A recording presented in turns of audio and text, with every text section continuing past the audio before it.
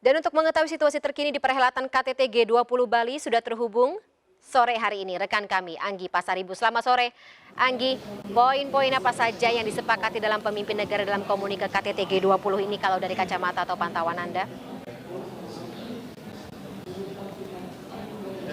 Ya, Fani, betul sekali. Saat ini memang sudah resmi ditutup agenda KTT G20 di Nusa Dua Bali yang baru saja dilakukan oleh Presiden Joko Widodo sejak jam 3 sore waktu Indonesia bagian tengah tadi, di mana gelar presidensi G20 telah diserahkan kepada Perdana Menteri India Narendra Modi, dan diajak bahwa semua pemimpin negara anggota G20 untuk mendukung jalannya presidensi G20 yang akan datang di India. Dan untuk beberapa poin yang disepakati secara bersama-sama, dan ini adalah yang pertama kalinya Leaders Declaration telah tercapai di dalam KTT G20. Ini ada beberapa poin. Yang pertama ini adalah di bidang kesehatan, di mana tadi Presiden Joko Widodo dalam konferensi persnya, Fani, telah menyampaikan bahwa telah terbentuk pandemi fund ini senilai 1,5 billion US dollars.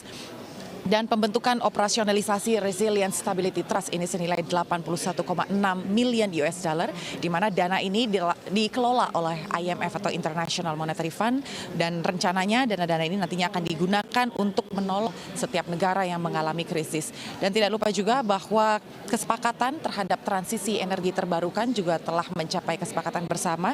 Ini sesuai dengan target NDC, yaitu adalah untuk mengurangi ancaman iklim. Dan tadi Presiden Joko Widodo juga sempat menyampaikan bahwa dalam leader declarations ini semua negara anggota termasuk Rusia yang juga hadir di dalamnya telah menyatakan bagaimana sikapnya atas perang antara Rusia dan Ukraina yang betul-betul memberikan dampak yang cukup besar atas pertumbuhan ekonomi global. Meskipun memang momen ini bukanlah momen yang pas ya untuk membahas bagaimana geopolitik antara Rusia dan Ukraina ataupun membahas bagaimana keamanan yang terjadi saat ini, tapi memang sangat jelas bahwa perang antara Rusia dan Ukraina ini sangat mempengaruhi stabilitas keuangan secara global. Dan untuk itu presidensi G20 ini, Fani, tidak hanya mencapai declaration saja, tapi juga di mana Indonesia akhirnya untuk pertama kali dapat menghasilkan yang dinamakan concrete deliverable. Ini berupa daftar proyek partnership atau kerjasama antara Indonesia dengan negara-negara anggota G20 dan juga dengan undangan, di mana nanti harapannya proyek kerjasama ini bisa membumikan setiap perjanjian kerjasama G20 yang lebih dekat kepada masyarakat untuk memberikan manfaat tidak hanya untuk negara-negara anggota, tapi juga terhadap dunia dan juga terhadap negara-negara berkembang, karena ini sesuai dengan slogannya Recover Together, Recover Stronger. Kembali ke Anda, Fani.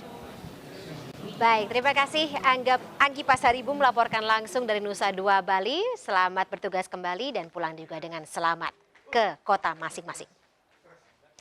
Ya pemirsa, tetaplah bersama kami menyaksikan MNC News Now. Kami akan segera kembali bersama rekan saya Wilson Purba setelah jeda berikut.